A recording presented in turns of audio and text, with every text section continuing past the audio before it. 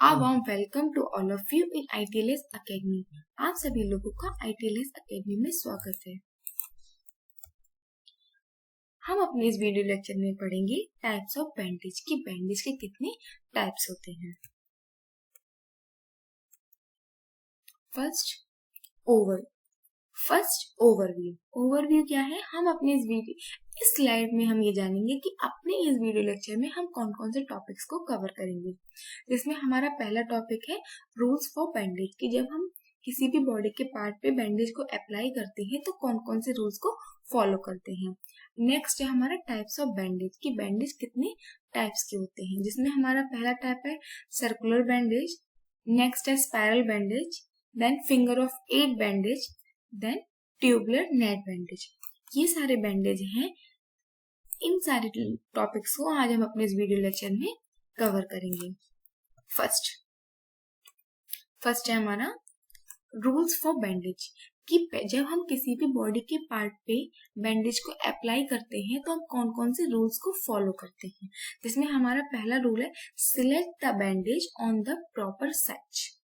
ये क्या है कि जब भी हम अपनी बॉडी के किसी भी पार्ट पे या किसी भी इंजर्ड पार्ट पे बैंडेज को अप्लाई कर रहे हो तो हमें हमेशा ये ध्यान रखना चाहिए कि हम अपनी इंजरी और अपने चोट के अकॉर्डिंग ही बैंडेज का सिलेक्शन करें। ऐसा ना करें कि अगर हमें बहुत छोटी सी चोट है तो वहां पे हम बहुत बड़ा बैंडेज यूज कर लें, और अगर कोई काफी बड़ी चोट है तो वहां पे बहुत छोटा सा बैंडेज यूज करें। हमें ऐसे बिल्कुल नहीं करना है, हमें अपनी इंजरी के अकॉर्डिंग ही बैंडेज का सिलेक्शन करना है। नेक्स्ट है support the injury area while bandaging, मतलब कि जब हम बैंडेजिंग की प्रोसेस को परफॉर्म कर रहे हो तो हमें हमेशा ध्यान रखना चाहिए कि वो इंजर्ड पार्ट को सपोर्ट कर रहा हो।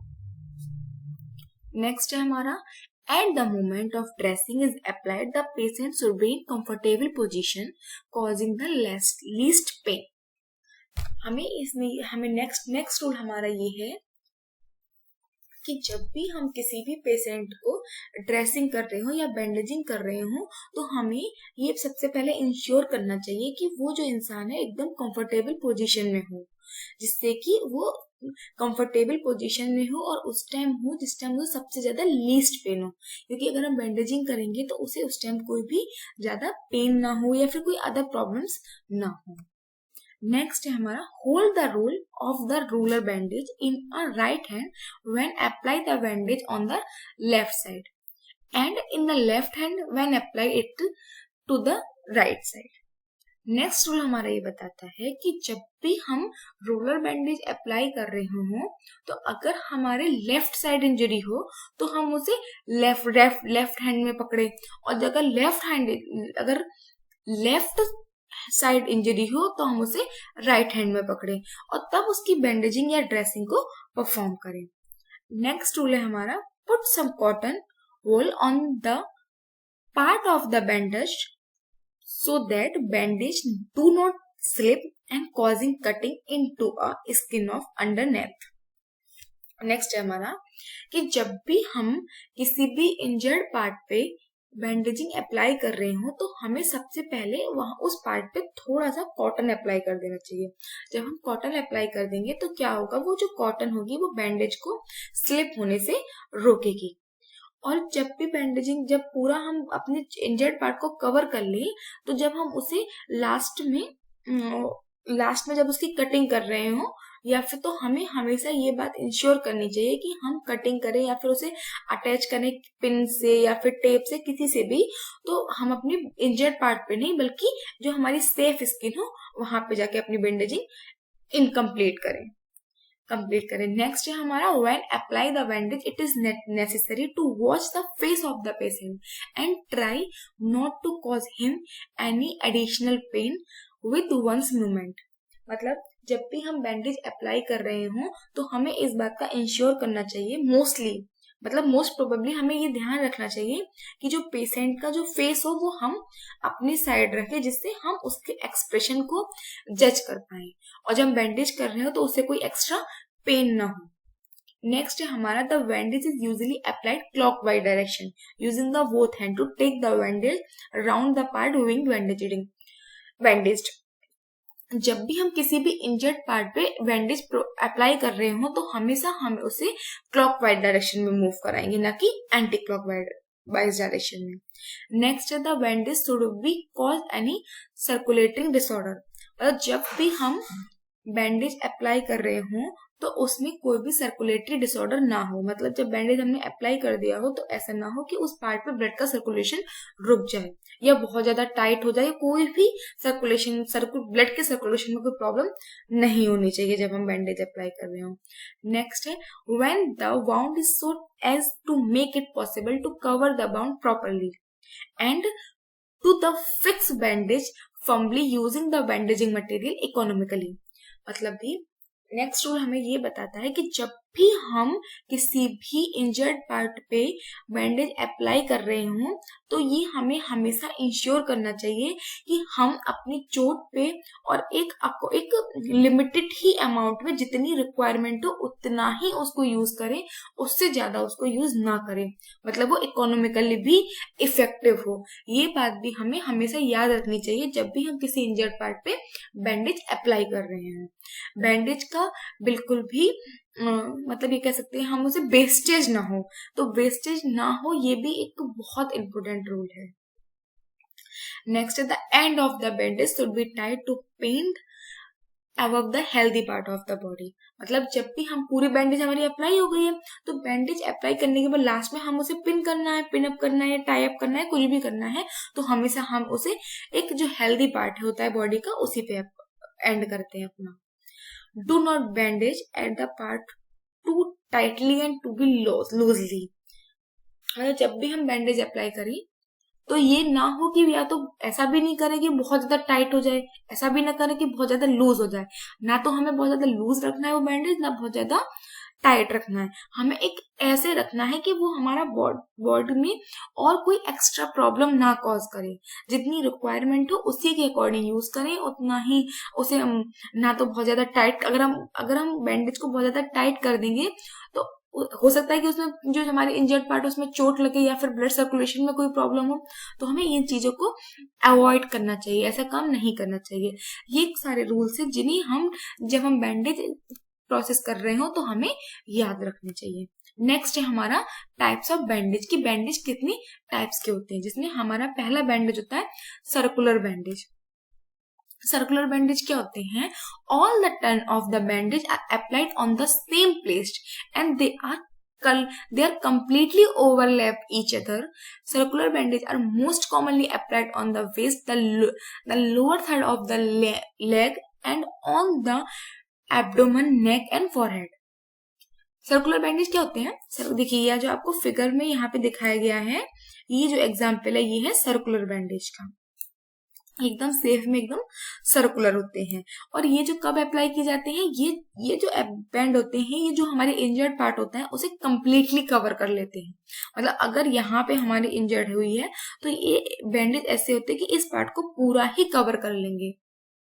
और ये जो बैंडेज होते हैं वहां अप्लाई की जाते हैं जहां पे नॉर्मल भी को हम ड्रेसिंग नहीं कर सकते हैं या कोई और चीज हम अपनी पट्टी को प्रॉपर तरीके से नहीं बांध सकते हैं या फिर चोट बहुत माइन्यूट सी होती है या और भी किसी उसी टाइप में, जैसे हमारा लोअर थर्ड ऑफ लेग हो गया तो वहां पे हम मोस्टली ड्रेसिंग नहीं कर सकते हैं, तो वहां पे हम इस टाइप के बैंडेज का यूज कर सकते हैं। अगर हमारे जैसे नेक हुई तो नेक पे भी हम इस टाइप के बैंडेज यूज कर सकते हैं, फॉरहेड पे हम इस टाइप के बैंडेज यूज कर सकते हैं। और ये जो बैंडेज होते हैं ये सेफ में एकदम सर्कुलर होते हैं। नेक्स्ट है हमारा स्पाइरल बैंडेज। स्पाइरल बैंडेज क्या होते हैं? Spiral bandage is apply when the spiral bandage is applied when the considerable area of the body should be bandaged.